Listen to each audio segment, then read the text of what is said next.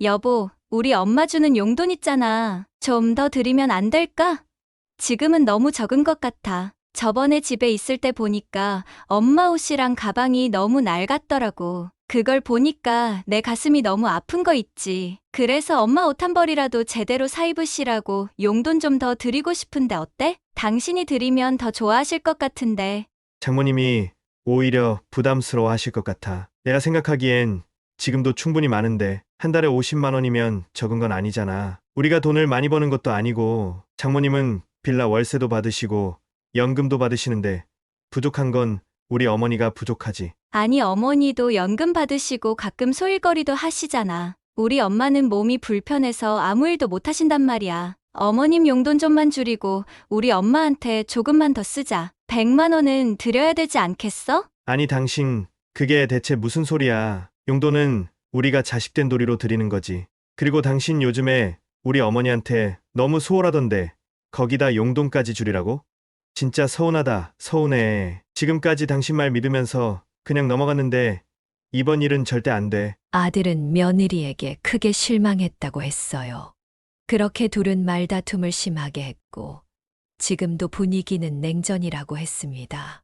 이게 어떻게 된 일일까요? 지금 시어머니 용돈을 줄이고 친정엄마 용돈을 더 주자는 아내의 말에 남편이 반대하며 소리치고 있는데요. 오늘은 열길 물속은 알아도 한길 사람 속을 모른다라는 말이 딱 들어맞는 박점래님의 사연입니다. 어떤 내용의 이야기일지 바로 들어보도록 하겠습니다. 안녕하세요. 저는 하남시에 살고 있는 박점례라고 합니다. 나이는 올해 74이 됐어요. 매번 사연을 보내야지 생각만 하다가 이제야 보내게 되었습니다. 사연을 듣다 보니 만약 제 이야기를 여러분이 들으시면 과연 어떻게 생각을 하실지 궁금해지더라고요. 이야기를 끝까지 들어보시고 어떻게 생각하시는지, 그리고 저는 어떻게 했어야 했는지 많은 조언을 해주시면 제가 남은 인생 살아가는 데 있어 많은 힘이 될 것 같습니다. 오늘 들려드릴 저의 이야기는 저와 아들 부부 사이에 있었던 일이에요. 저에겐 일어날 거라 생각지도 못했던 충격적인 일들의 연속이었습니다. 많은 문제점이 쌓여서 돌이킬 수 없는 지경까지 와버린 이야기입니다. 이 이야기를 말씀드리려면 제가 결혼을 하게 된 계기부터 시작해야 할 것 같아요. 부족하지만 천천히 시작을 해볼게요. 저는 서울 청계천 근처에서 태어났어요. 굉장히 가난한 동네에서 자랐죠. 저희 집은 다른 집들보다 특히 더 가난했던 것 같아요. 그래서 저와 오빠 동생들은 어려서부터 알아서 먹을 것을 찾아다녀야 했죠. 어머니가 차려주시는 밥은 저희에게 항상 모자랐거든요. 정말 배고픈 시기였습니다. 그래도 다행인 건 저와 형제들 모두 건강하게 성인이 될 때까지 자랐다는 거예요. 저는 공부에 관심이 없어 고등학교만 졸업하고 바로 취업을 했습니다. 당시에는 일자리가 굉장히 많았어서 몸만 건강하다면 어디라도 갈 수 있을 때였죠. 저는 버스 안내양으로 처음 일을 시작했어요. 다들 아시죠? 그렇게 사람들을 대하면서 몸을 움직이는 일이 저에겐 잘 맞았죠. 그렇게 조금씩 돈을 모아 저는 집으로부터 독립을 하게 되었어요. 다음에 일한 곳은 영화관이었죠. 그곳에서 여러 잡무를 도맡아 했었어요. 보통 제가 했던 일은 남자를 시켰는데 제가 워낙 일을 싹싹하게 잘하니 맡겨주더라고요. 그렇게 1년이 넘게 영화관에서 일을 했고 그 다음엔 명동에 있는 백화점에서 일을 시작했어요. 화장품을 판매하는 일이었죠. 물건도 곧잘 팔곤 해서 자주 보너스를 받았습니다. 하지만 저는 그때 제 인생에서 가장 큰 실수를 하게 되었어요. 바로 남편을 만난 것이었죠. 남편은 백화점에 있는 양복점에서 일하는 직원이었어요. 허우대가 길쭉하고 외모도 괜찮아서 여성들에게 인기가 많은 스타일이었죠. 저는 워낙 머스마같이 생겨서 인기도 없었고 저 또한 남자들에게 그렇게 관심이 많지 않았어요. 저는 가난이 너무 싫어 돈을 많이 벌고 싶었거든요. 그렇기에 당연히 그 남자의 존재는 알고 있었지만 딱히 신경 쓰지 않았죠. 매번 백화점 직원들이 그 남자가 지나갈 때마다 이야기해대는 통에 모를 수가 없었어요. 그런데 어느 날이었어요. 퇴근하고 집에 가려는데 갑자기 폭우가 쏟아졌죠. 저는 우산을 챙겨오지 않아서 발을 동동 구르고 있는데 그 남자가 옆에 오더니 우산을 같이 쓰자고 하더군요. 버스 타는 곳까지 데려다 주겠다고 했어요. 저는 집에는 가야 했기에 염치불구하고 우산을 얻었었죠. 근데 그 남자가 제 어깨에 손을 두를 때 저는 전기가 찌릿하는 느낌을 받았어요. 맞아요. 사랑에 빠진 것이었죠. 참 부끄럽지만 초반에는 제가 구애를 했답니다. 그 이후로 저는 틈만 나면 그 남자에게 가서 애정 표현을 했어요. 사랑을 하니 그렇게 남자 같던 저도 여성스럽게 되더라고요. 한 달 내내 도시락을 싸서 직접 쓴 편지와 함께 주기도 했어요. 그렇게 몇 달 동안 지극정성을 다하니 결국 저에게 넘어오더군요.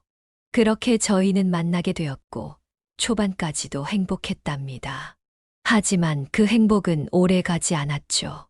알고 보니 이 남자는 바람둥이였어요. 저를 만나면서 여러 여자를 함께 만났죠. 그 사실을 아는 데까지는 그리 오래 걸리지 않았어요. 그 사람이 그리 꼼꼼한 성격은 아니었거든요. 하지만 저는 어렸고 첫 남자친구였기 때문에 매번 넘어가야 했어요. 저에게 바람핀 걸 걸릴 때마다 항상 용서를 빌었고 저는 받아주었어요. 제가 너무 좋아했었거든요. 그때는 왜 그랬는지 지금 생각해보면 참으로 바보 같아요. 그렇게 1년쯤 지났을까? 이제 저는 더 이상 그 사람의 행태를 지켜볼 수가 없었죠. 너무 괴로웠어요. 매번 용서해줘도 바뀔 기미가 보이지 않더군요. 곧 있으면 있는 정마저 다 떨어질 것 같았어요. 그래서 헤어지기로 결심을 했는데 이게 뭐람? 제가 임신을 하게 된 거예요. 예상치 못한 일이었죠. 너무 혼란스러웠어요. 어떻게 해야 할지 모르겠더라고요. 저는 너무 어렸기에 이 작은 생명을 혼자서 책임지는 게 두려웠죠. 그래서 임신 사실을 그 남자에게 말했고 그 남자 또한 무척 당황스러워 하더군요. 며칠 동안 생각을 하던 그 남자는 저보고 결혼을 하자고 했어요. 자신이 책임지겠다면서요. 무척이나 의외였죠. 저는 그 사람의 바람기가 걱정이 되었지만 어쩔 수 없었습니다. 다만 그 사람의 태도가 이전과는 달라져서 결혼을 한다면 정신을 차릴 거란 기대를 가지게 되었어요. 그렇게 저희 둘은 상견례를 하고 급히 결혼식을 치루었습니다. 결혼식을 마치고 나서 2달 뒤에 저는 출산을 하게 되었어요. 아주 귀엽고 이쁜 남자아이였죠. 아이가 2살이 될 때까지는 괜찮았어요. 남편도 열심히 일을 했고 저도 최선을 다해 육아에 전념했죠. 하지만 어느샌가부터 남편은 다시 바람을 피기 시작하더군요. 밖에서 외박을 하기 일쑤였고 주말에는 항상 어딘가 나갔어요. 저와 아이 단 둘만 있는 시간이 점점 늘어났습니다. 그 사람이 밖에서 오면 항상 다른 여인의 향수 혹은 화장품 냄새가 났어요. 알고 보니 같은 동네 미용실 하는 여자와 바람이 났던 거였더라고요. 그것도 유부녀였죠. 저는 도저히 참을 수 없었어요. 당시에 이혼하는 사람은 거의 없었지만 저는 그 사람과 도저히 같이 살 수 없었어요. 그러던 어느 날 저는 남편과 대판 싸움을 했고 별거를 하기로 했어요. 이전에는 그래도 변명이라도 했었는데 결혼하고 나서는 엄청 뻔뻔하게 나오더군요. 그렇게 저희는 주위에는 말하지 않고 따로 살기 시작했고 남편은 달마다 생활비를 보내주었어요. 그 생활비도 1년 후부터는 보내지 않았지만 말이에요. 그 사람은 이후로도 평생 아들을 보러 오지도 않았어요. 연락도 없었고요. 그렇게 저는 홀로 아들을 성인이 될 때까지 키웠습니다. 우리 아들 민호는 정말 저 홀로 키운 귀한 아들이었죠. 남편과 별거를 한 뒤로는 쭉 저와 단 둘이 살았습니다. 저는 민호를 키우기 위해 닥치는 대로 일을 해야만 했고, 그 노력을 알아준 것인지 민호는 늠름하게 잘 커주었어요. 미안한 게 있다면 아이가 너무 철이 빨리 든 것 같았죠. 아버지가 없어서 그렇다는 말을 듣지 않기 위해 나름대로 최선을 다했지만 아마도 부족할 수밖에 없었겠죠. 그래도 저에게 단 한 번 불평불만하지 않은 착한 아이였습니다. 그렇게 아들은 지방에 있는 국립대에 장학금을 받고 갔습니다. 저는 서울에 있었기에 아들이 대학교를 다닐 때는 거의 보지 못했죠. 이후 아들이 군대를 전역하고 대학을 졸업한 뒤 서울에 취업을 하고 나서야 다시금 같이 살기 시작했죠. 아들은 독립할 수 있었지만 조금 더 저와 살겠다고 말했죠.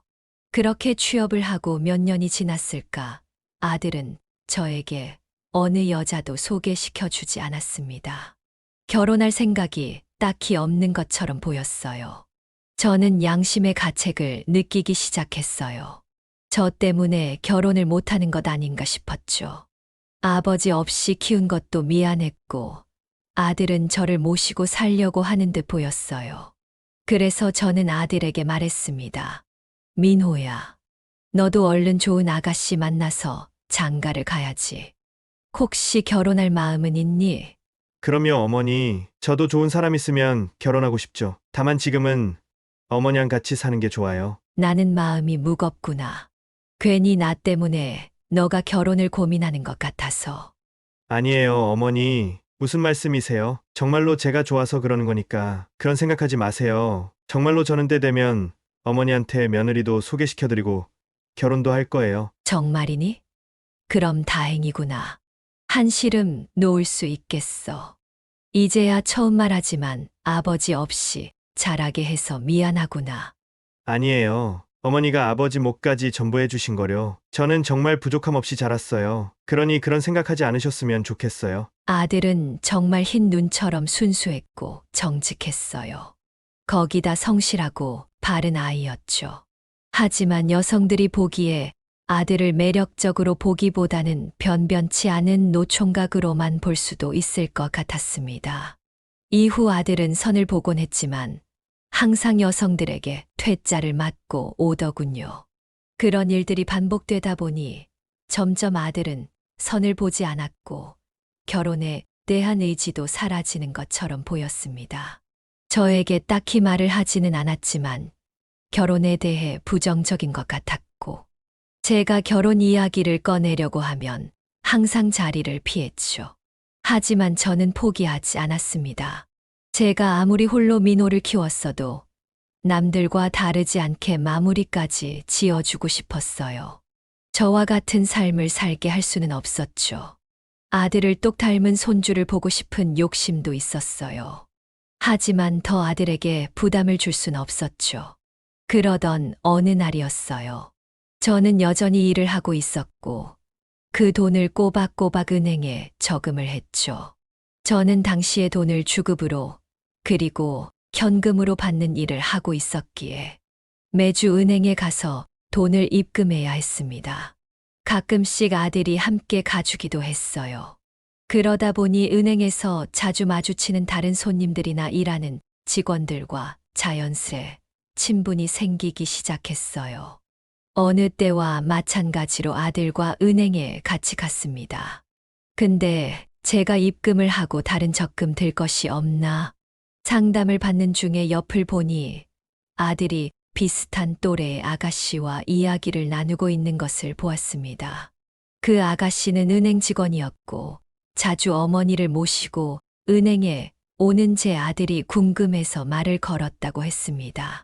그럴 수도 있다고 생각했어요. 젊은 아들과 어머니가 같은 날 같은 시간 매번 은행에 똑같이 오니 어떤 사연인지 궁금했겠죠.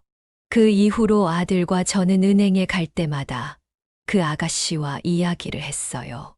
아들도 관심이 생겼는지 제가 은행에 가는 날이면 무조건 따라오더라고요. 아가씨 괜찮은 적금 상품으로 옮기고 싶은 데 있을까? 제가 찾아봐 드릴게요. 어머니, 알아보니까 지금 든 상품도 충분히 괜찮으시고 1년은 더 가지고 계셔도 될 것 같아요. 만기 되시면 더 좋은 상품으로 제가 추천드릴게요. 고마워요. 오늘도 아드님이랑 같이 오셨네요. 참 사이가 좋으신 것 같아요. 내 아들이지만 정말 괜찮은 남자예요. 이제 결혼만 하면 좋겠다 싶어요. 아드님이 아직 결혼 안 하셨어요? 저는 그렇게 매번 조금씩 아들에 대한 이야기를 그 아가씨에게 은근슬쩍 하기 시작했어요. 근데 그 아가씨도 동네 근처에 사는지 가끔 밖에서 마주치기도 했어요. 그럴 때면 그 아가씨가 먼저 아는 척을 해주었고 아들과 단둘이 이런저런 이야기를 하더군요. 저는 그럴 때면 단둘이 있을 수 있게 자리를 피해 주었어요. 둘은 만날 때마다 각자의 어머니 이야기를 하기도 하고 취미에 대해 이야기를 하기도 하면서 자연스럽게 개인적인 이야기까지 나누는 사이가 되었다고 하더군요. 나중에 알게 된 사실인데 그 아가씨의 아버님도 일찍 돌아가셔서 어머니랑만 살고 있다고 하더라고요. 그렇게 은행에 갈 때마다 둘은 짬을 내서 단 5분이라도 이야기를 했어요. 민호 씨는 결혼 생각 없으세요? 저요, 있죠. 있는데 마땅한 사람이 없네요. 친구들은 다 가고 저만 남았는데 걱정이 되긴 하네요. 그냥 어머니 모시며 홀로 살까 봐요. 에이, 민호 씨는 괜찮은 사람이에요. 꼭 좋은 사람 만나서 결혼할 수 있으실 거예요. 근데 마음은 이해해요. 아버지가 일찍 돌아가시고 어머니가 홀로 저를 키우셨거든요. 그래서 저도 어머니에 대한 마음이 남달라요. 그래서 어머니를 가까이 모시며 살고 싶은 마음이 있어요. 그렇게 둘은 공통점이 있었고 제게 모든 걸 말해주지는 않았지만 민호와 선화라는 아가씨는 종종 안부를 묻는 사이로 발전해가는 듯 보였습니다. 민호도 그렇고 그 아가씨도 그렇고 서로를 요즘 젊은 사람 같지 않게 효심이 가득한 사람이라 생각해 마음에 들어하는 것 같더군요. 그렇게 시간이 지나던 어느 날 두 사람은 진지하게 만나게 되었다고 아들이 제게 말해 주었습니다. 어머니, 저 선화 씨랑 결혼을 전제로 만나기로 했어요. 처음 은행에서 봤을 때부터 괜찮다고 생각했는데 알아가면 알아갈수록 더 진국 같은 사람이라고 생각이 들어요. 그래서 진지하게 만나보려 하는데 어머니도 응원해 주세요. 저는 무척 기뻤죠. 응원이 아니라 제가 도움이 될 수 있는 거라면 뭐든지 해주고 싶었어요. 그렇게 둘은 이쁜 연애를 시작하게 되었죠. 얼마 뒤에는 저에게 인사를 하고 싶다며 찾아왔습니다. 벌써부터 부담 주기도 싫고 해서 한사코 거절했지만 꼭 인사를 와야겠다고 하더라고요. 그렇게 집에 와서 정식으로 인사를 받고 저는 저녁을 차려주었습니다. 저녁을 먹고 치우는 와중 둘이 이야기하는 소리가 들리더군요. 결혼하고 나면 우리가 어머님들 모셔야 할 텐데 어떻게 해야 할지 모르겠네. 선아, 너희 어머니는 그나마 우리가 이사 가려는 곳하고 가까워서 우리가 자주 찾아뵈면 되는데 우리 어머니는 어떻게 할지 고민이야. 오빠 무슨 고민을 그렇게 해. 우리가 모시고 살면 되지. 뭐, 모시고 산다고? 너 정말 괜찮아? 나야 전혀 상관없지. 어머니야 항상 친절하시고 나를 딸처럼 생각해 주시니깐. 다만 어머니가 불편해하지 않으실지 모르겠네. 저번 명절에 찾아뵀을 때도 왜 미리 사서 시집살이를 하려고 그러냐고 하셨거든. 괜히 우리가 오버하는 거 아닌가 싶기도 해. 너 말이 맞네. 일단 우리 어머니한테 내가 슬쩍 여쭤볼게. 어머니가 너를 엄청 생각하시긴 해. 아니면 오빠 우리가 이사갈 집보다 조금 작더라도 어머니 동네로 이사와도 나는 좋을 것 같아. 그래도 되겠어? 우리가 봐둔 집 너가 굉장히 마음에 들어 했잖아. 그래도 어머니 가까이 모시면서 사는 게 훨씬 중요하지. 대신 선물로 아파트 명의를 공동 명의로 해주면 안 돼? 그거야, 당연하지. 둘의 대화를 들으면 들을수록 기뻐서 웃음이 나더군요. 둘은 현실적인 고민이 많아서 걱정할 게 태산이었겠지만 저는 그 모습을 보면서 참 기뻤습니다. 더군다나 양쪽 어머니를 어떻게 잘 모실지 고민하는 모습에 고마운 마음이 들더군요. 저는 둘이 얼른 결혼하는 모습을 보고 싶어서 계속 결혼을 하라며 은근 재촉을 했죠. 결혼하기 전 아들 민호가 저에게 물었습니다. 어머니 선아랑 양가 어머니들을 어떻게 모셔야 좋을지에 대해서 이야기해봤어요. 저희 마음은 어머니를 모시고 살고 선아 어머니를 가까이 두고 자주 찾아뵙고 싶은데 어머니는 어떠세요? 어머니가 불편하시면 저희는 그냥 가까운 곳에 집 얻어서 살까 해요. 그렇게 말해주니 너무 고맙구나. 나는 전혀 상관없으니 너네가 편한 대로 해라. 다만 나를 너무 배려해 줄 필요는 없어. 나야 너희와 같이 살아도 좋고 혼자 살아도 그 나름대로 좋단다. 그렇게 말씀하실 줄 알았어요. 그럼 선아랑 더 이야기해보고 말씀드릴게요. 그리고 몇 주가 흐르고 아들 내외는 저를 모시고 살기로 결정하고는 저에게 말해 주었습니다. 이후 순조롭게 결혼을 하게 되었고 아들은 며느리를 정말 좋아하는 듯 보였어요. 며느리가 거절을 했는데도 불구하고 비싼 예물과 차를 선물로 주었거든요. 아파트도 대부분 아들의 돈이 들어갔지만 공동명의로 해주었어요. 저는 아무래도 상관없었어요.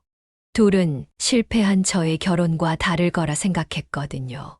그렇게 저는 아들의 구입한 집에 함께 들어가 살게 되었습니다. 저는 워낙 일하는 게 몸에 밴 사람이기도 하고 이쁜 며느리를 고생시키기 싫어서 집안일을 손에서 놓지 않았어요. 매일 일찍 일어나 두 사람의 아침을 차려주곤 했죠. 그게 제 일상의 낙 중 하나였어요. 어머님 아침부터 뭘 또 이렇게 많이 차리셨어요. 저 깨우시지 그러셨어요. 왜 이리 일찍 일어났어? 더 자지 그랬니? 말이라도 고맙다. 나이 들면 잠도 없어지고 할 일도 없어서 한 거니 부담스러워 하지 마렴. 아니에요. 어머님. 얼른 들어가서 쉬세요. 차는 제가 차릴게요. 아니야, 밖에서 일하면서 집안일도 하는 너가 더 힘들지.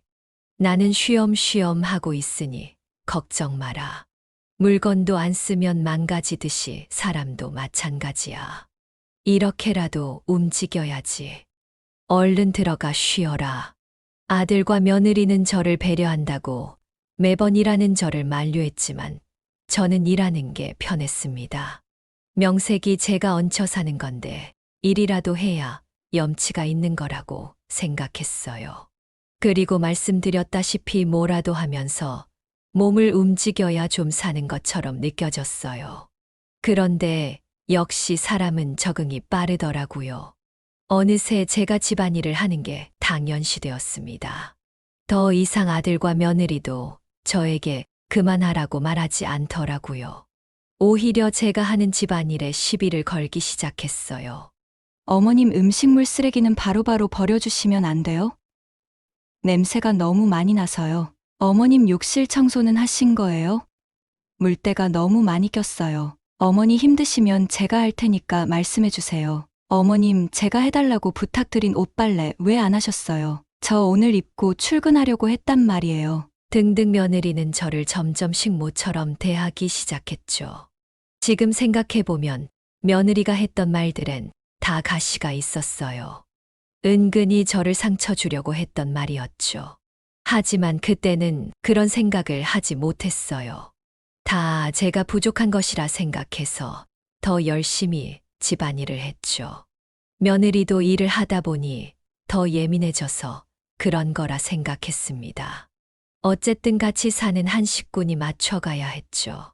서로 살아온 인생이 있고 그건 모두 다르니까요. 그래도 저는 제 아들과 결혼한 며느리를 참 좋아했습니다. 아들과 며느리에게 항상 고마운 마음이 있었기에 그런 것쯤은 아무것도 아니었죠.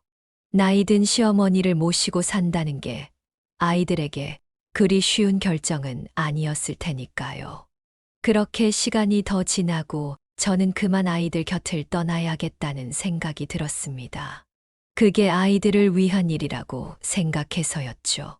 집안일이 힘들어서는 아니었고, 며느리의 짜증 때문은 더더욱 아니었죠. 그저 순전히 제가 생각한 것이었습니다.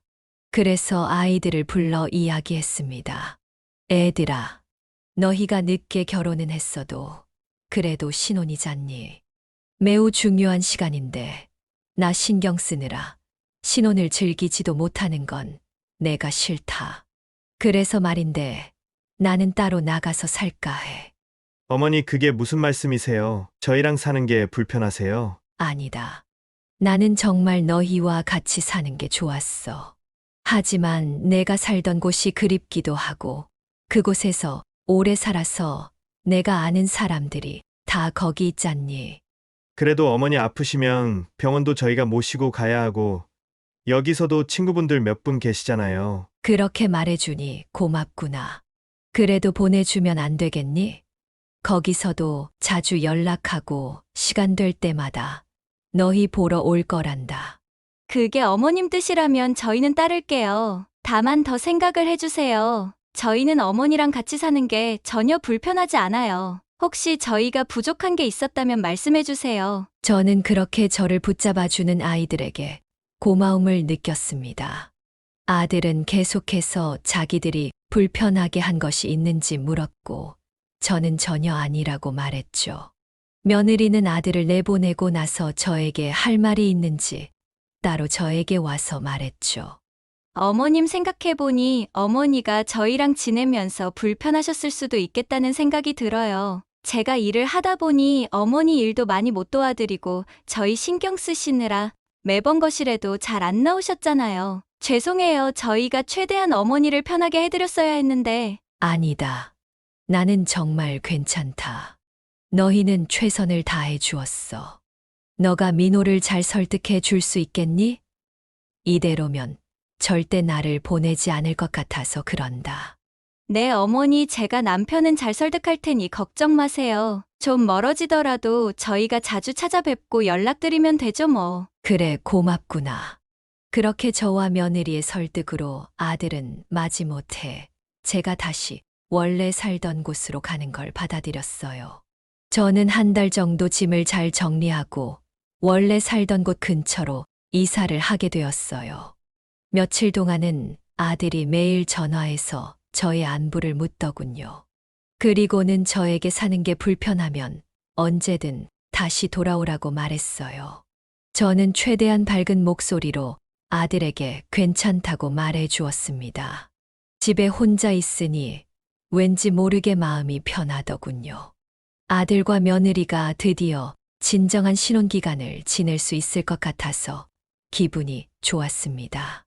더군다나 아이들이 저 때문에 아이를 가지지 못하는 것 같았거든요. 저는 제가 없으면 그래도 빠른 시일 내에 손주를 볼 수 있지 않을까 하는 기대를 했습니다. 그렇게 시간이 지나고 역시나 제 예상대로 아들은 며느리의 임신 소식을 저에게 전하더군요. 정말 기뻤습니다. 제가 그 집을 나온 선택이 정말 잘한 선택이라고 생각했어요. 며느리는 임신을 해서 하던 일을 그만두었습니다. 저는 그런 며느리를 잘 보살펴주기 위해 자주 아들의 집을 찾았죠. 며느리가 좋아하는 음식들을 바리바리 싸들고 며느리를 위해 집안일을 대신 해주었습니다. 저는 그게 좋았어요. 아들 집에 갈 때마다 병원도 들릴 수 있었고 며느리 그리고 태어날 손주를 위해 제가 작은 역할을 맡은 것 같은 느낌이 들어서였죠. 아들은 제가 갈 때마다 며느리를 잘 부탁한다며 꽤 많은 용돈도 쥐어주었죠. 그런데 그렇게 지내던 와중 조금 쎄한 느낌이 들기 시작했어요. 바로 며느리한테서 말이죠. 며느리는 아들과 함께 있을 땐 저에게 누구보다도 친절했어요. 하지만 문제는 단 둘이 있을 때였죠. 며느리는 점점 더 심하게 저에게 짜증을 부렸어요. 제가 뭐만 하려고 하면 시비를 걸었고 예민하게 저를 지적했죠. 그리곤 매번 저에게 먹고 싶은 걸 사다 달라고 부탁을 했어요. 그렇게 먹을 것을 사다 주면 딱 한 입 먹고 못 먹겠다고 말하곤 했죠. 제가 아들에게 용돈을 받은 날은 더 예민했어요.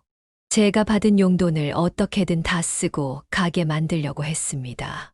자신이 필요한 용품이나 먹을 것을 사달라고 했죠.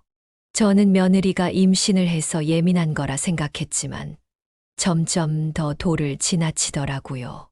하지만 저는 어떠한 문제도 일으키기 싫었어요.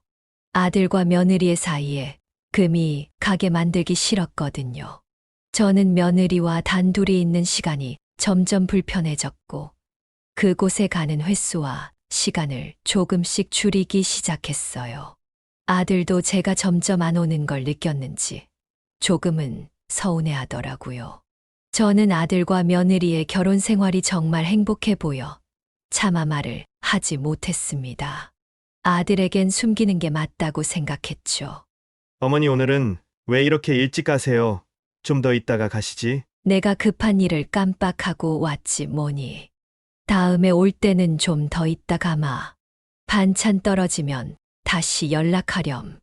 급한 일이 뭔데요, 어머니. 오랜만에 오셨는데 주말까지 여기서 푹 쉬시다가 제가 차로 모셔다 드릴게요. 맞아요. 어머님 더 있다가 가세요. 저는 어머님이랑 있는 게 너무 좋은걸요. 며느리는 역시나 아들 옆에 있을 때는 저를 최고로 아끼는 며느리가 되었죠. 시간이 지나면서 저는 점점 그곳에서 머물지 않으려 했습니다. 이틀에서 하루, 하루에서 당일, 나중에는 그냥 반찬만 문 앞에 두고 왔습니다. 그럴 때마다 아들은 저에게 꼬박꼬박 전화를 해서 이유를 물었지만 저는 대충 얼버무려야 했어요.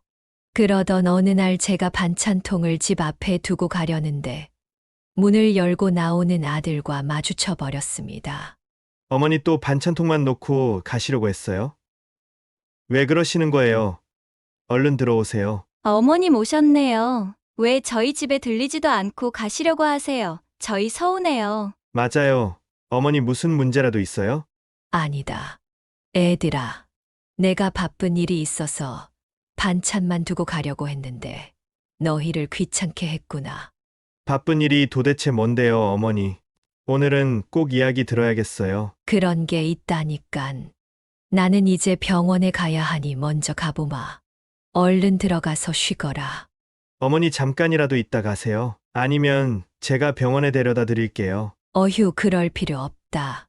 바로 앞인데 뭐. 나 있으면 신경만 쓰이지 좋을 거 하나 없다. 뭐가 신경이 쓰여요? 어머니인데요. 당신 우리 어머니 불편해?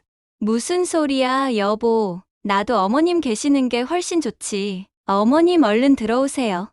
저는 손사래를 친 뒤 급히 엘리베이터를 타고 내려갔습니다. 근데 아들이 급히 저를 따라와 기어코 태워준다고 하더군요. 저는 결국 거절하지 못하고 아들 차를 타고 병원으로 향했습니다. 병원이 끝나고도 아들은 저를 집까지 태워다 준다며 저를 억지로 차에 태웠습니다. 집에 가는 길에 아들은 저에게 추궁을 하더군요.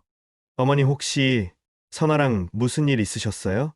비밀로 했지만 아들도 뭔가 이상함을 느꼈나 본지 저에게 단도직입적으로 묻더군요.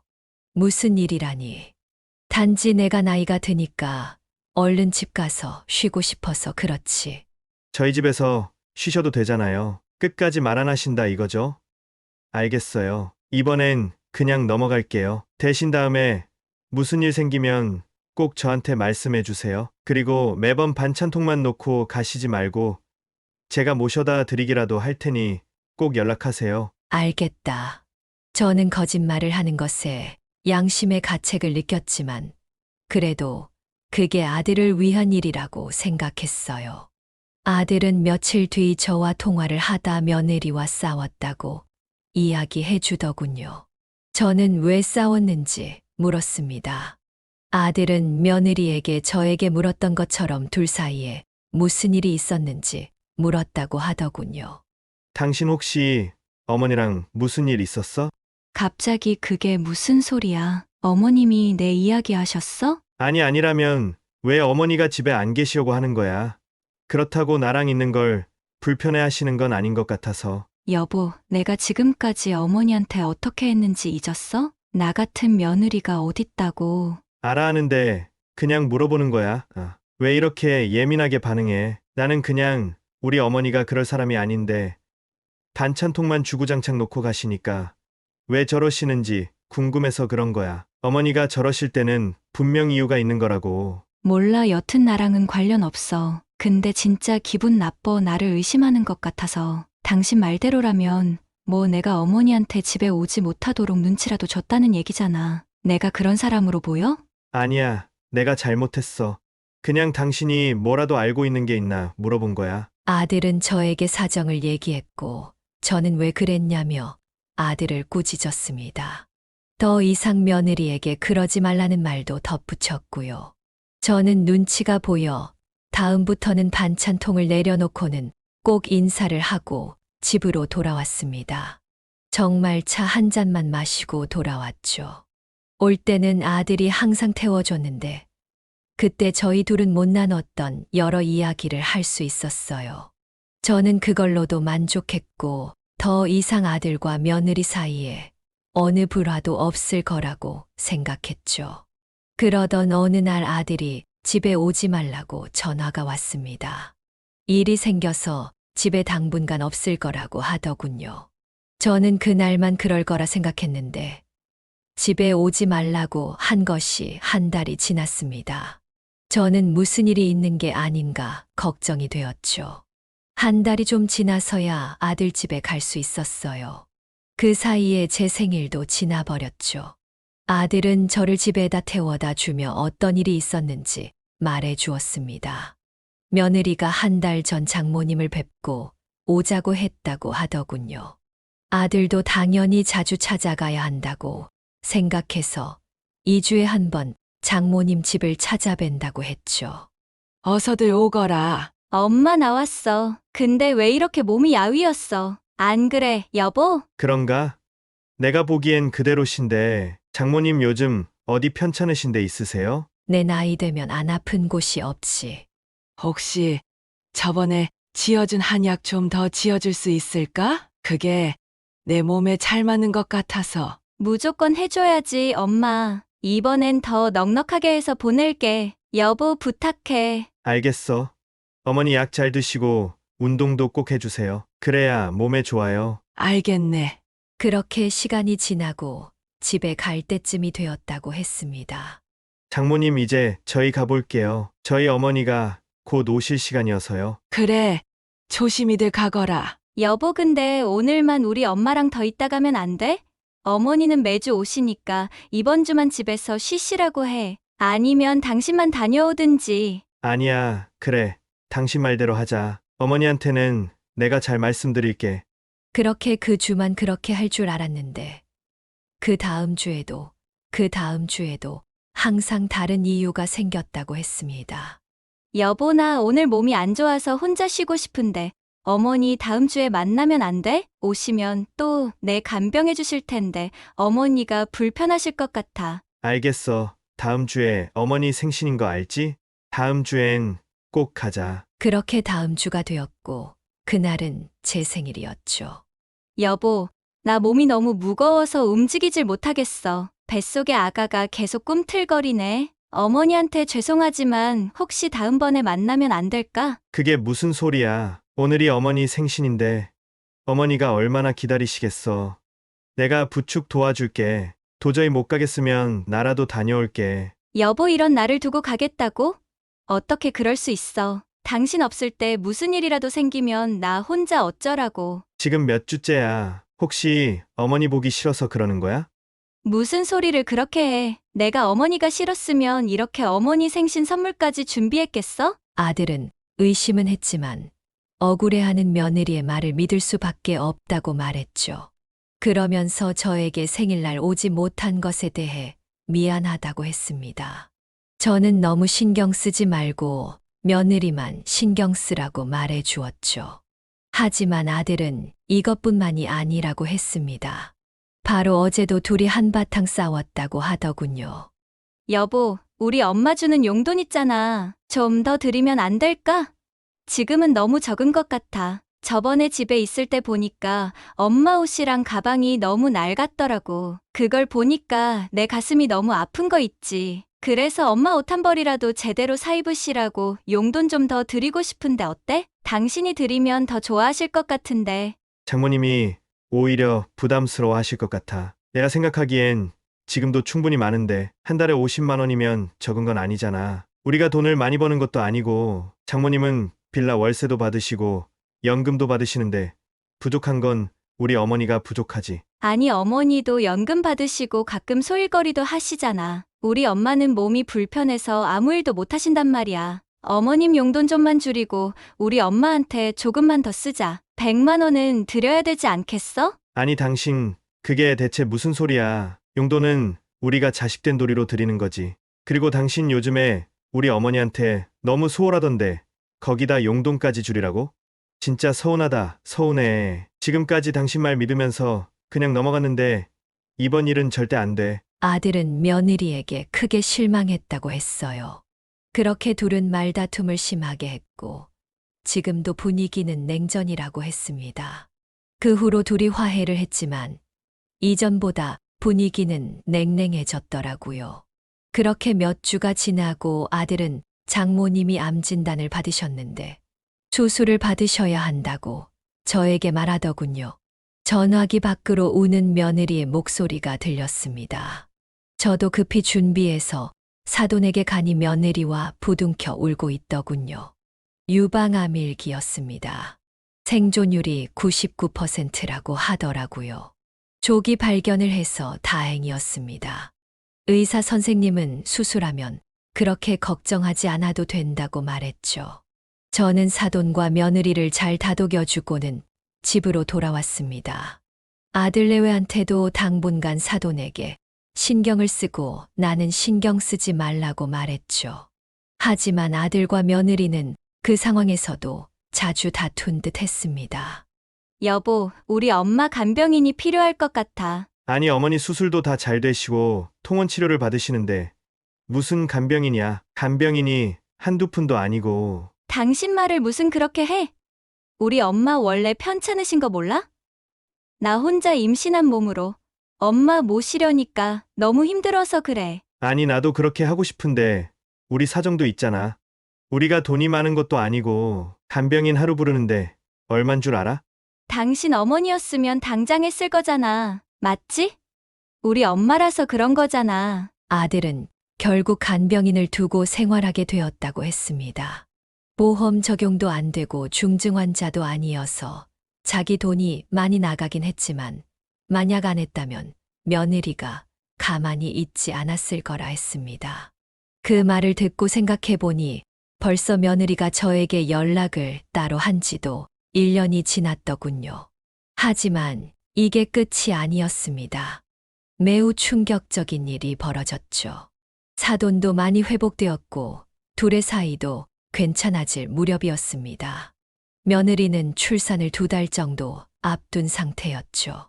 아들은 그날 마침 출장일이 일찍 끝나게 되었고 맛있는 걸 시켜서 아내랑 같이 먹기 위해 집으로 갔습니다.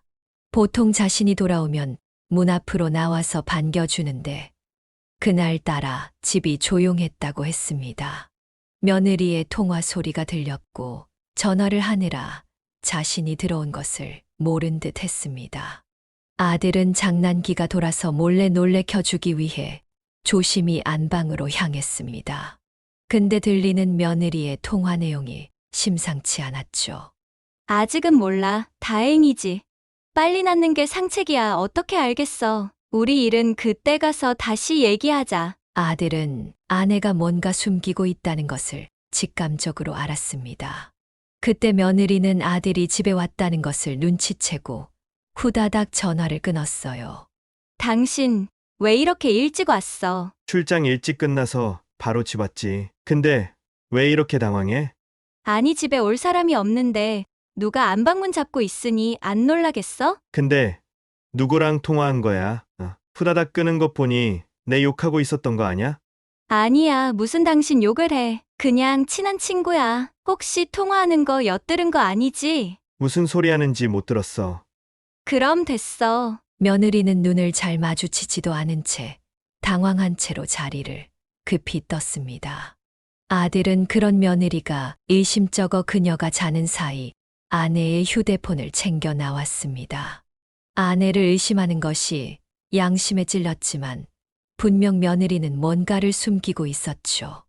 아들은 얼른 확인하고 자신의 의심을 없애고 싶었습니다. 근데 아들은 아내의 휴대폰을 보고 엄청난 충격을 받고 말았죠. 아들은 아까 통화한 사람의 이름을 보니 강수지라고 되어 있다는 걸 알았습니다. 하지만 녹음된 통화를 들어보니 남자 목소리였다고 하더군요. 지금 집에 아무도 없는 거 확실하지? 그럼 지금 남편 출장 중이라 아마 오늘 늦게나 들어올 거야. 우리 아이는 잘 자라고 있어. 야, 말 조심해. 누가 이 사실이라도 알게 되면 나는 진짜 끝이야. 그니까 나랑 결혼하자니깐. 나도 그러고 싶었지.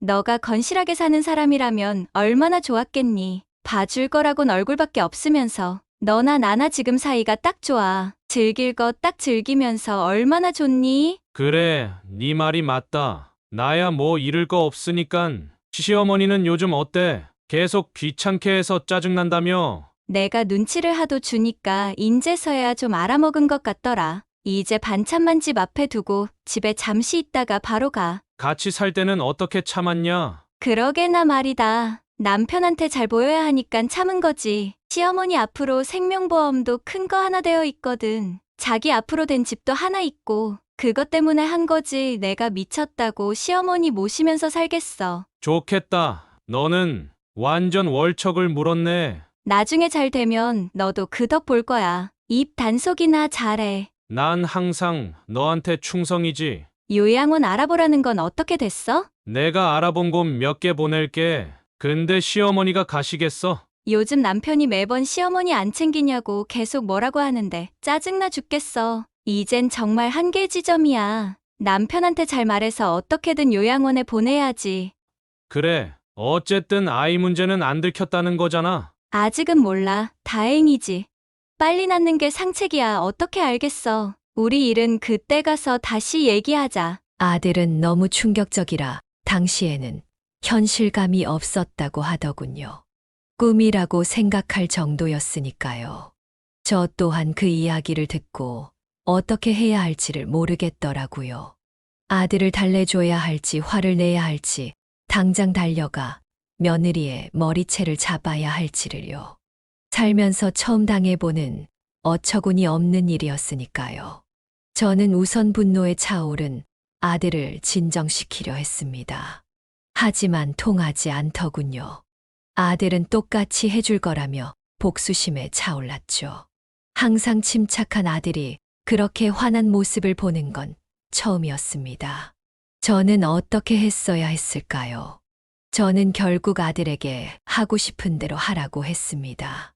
며느리가 임신한 애가 우리 아들의 자식이 아니라는 것에 저도 온갖 정이 다 떨어졌거든요. 결국 아들은 다음 날 바로 자신의 장모에게 갔습니다. 장모는 아직 집에서 요양 중이었죠. 간호하는 아줌마는 돌려보낸 뒤 장모에게는 좋은 곳에 간다고 하고 지방의 요양원으로 데려갔습니다. 장모는 당황했지만 아들은 며느리와 다 상의된 일이라고 못을 박았죠. 그리고는 곧바로 다시 서울로 올라왔습니다. 밤늦게까지 집에 들어오지 않자 며느리는 아들에게 전화를 했습니다. 당신 어디길래 아직도 안 와? 당신 어머니 요양원에 데려다 드리고 왔어. 뭐? 당신이 그렇게 아끼던 어머니, 네가 우리 어머니 보내려던 요양원에 놓고 왔다고 휘 먹었어? 알아서 데려가. 그리고 당신 나올 때 당신 짐 다 챙겨서 나가. 여보, 왜 그래 갑자기? 정신 나갔어? 우리 엄마 아픈 거 몰라? 정신 나간 건 누군데 내가 모를 것 같았어? 얼른 짐이나 챙겨서 당신 어머니나 챙기러 가. 둘의 언성은 점점 더 높아지기 시작했죠. 아니 도대체 왜 그러는데? 너 통화한 거 다 들었어. 감히 네가 다른 남자랑 바람을 피고 그 애를 가져? 그리고 나와 어머니를 속이고? 그리고 네가 지금까지 우리 어머니한테 막대한 것도 다 알아. 아니야 여보, 오해야. 여기 와서 나랑 이야기 좀 하자. 내가 다 설명할게. 웃기는 소리 하지 마. 이제 너랑 나랑 볼 곳은 법원이야. 완벽하게 범죄를 저지를 거였으면 잘 숨기기 그랬어. 내가 아무리 어수룩하더라도 모를 거라 생각했어? 참 어리석다 너. 네 어머니 어디 있는지 한번 잘 찾아봐. 이제 끊는다. 그리고 진말인데 너한테 공동명의로 한 것도 고소해서 최대한 다 찾아올 거니까 한번 잘 버텨봐. 너 우리 재산에 기여한 거 거의 없지? 없겠지? 거의 네 어머니랑 그 남자한테 다 가져다 바쳤을 테니까 위자료 많이 준비해야 할 거야. 그리고 그 멍청한 남자랑 결혼 잘해서 애 잘 키워봐. 그렇게 시간은 흐르고 아들은 이혼을 했습니다. 아들은 며느리 휴대폰에 있는 증거들로 유책 사유가 명백하게 며느리에게 있음을 증명했고 재산의 기여도도 거의 전부 아들에게 있다는 것도 인정받았습니다. 결국 며느리는 한 푼도 받지 못했고 오히려 위자료를 주어야 했죠. 그렇게 모든 것이 끝나고 아들은 저희 집에 들어왔습니다. 저에게 사과를 하더군요. 불효를 저지른 것 같아 죄송하다면서요. 아들의 행복만을 바라며 아무 말도 하지 않았던 저는 너무 안타까웠습니다. 그리고 제가 아들과 그 못된 아이를 이어준 것 같아 죄책감이 들었죠. 가장 미안했던 건 제가 이전에 며느리가 저에게 했던 행동들을 미리 말했더라면 이런 일은 생기지 않았을 것 같아서였어요. 아들을 위한답시고 가만히 있는 것도 능사가 아니었죠. 저 또한 아들에게 미안하다고 사과를 했습니다. 하지만 아들은 괜찮다며 저를 꼭 안아주었죠. 저희는 그날 서로를 안아주며 펑펑 울었답니다. 아들은 지금도 저와 함께 살고 있습니다. 일도 열심히 하면서 주말 중 하루는 저와 함께 이곳저곳을 다니면서 시간을 보내고 있어요. 중요한 건 아들이 희망을 포기하지 않은 거였어요. 남은 주말 중 하루를 다른 인연을 찾기 위해 선을 보고 있거든요. 처음엔 다른 여자를 못 믿겠다며 망설였던 아들이었지만 점점 사람에 대한 신의를 회복하더군요. 포기하지 않은 아들이 저는 너무 고마웠습니다. 세상에는 이런 사람도 있고 저런 사람도 있는 것이니까요. 사람을 제대로 알기는 정말 어려운 일이고 저와 아들 또한 그런 일을 겪었지만 그럼에도 다른 사람을 그 잣대로 판단하고 싶진 않더군요. 그게 사람 살아가는 방식 아니겠어요.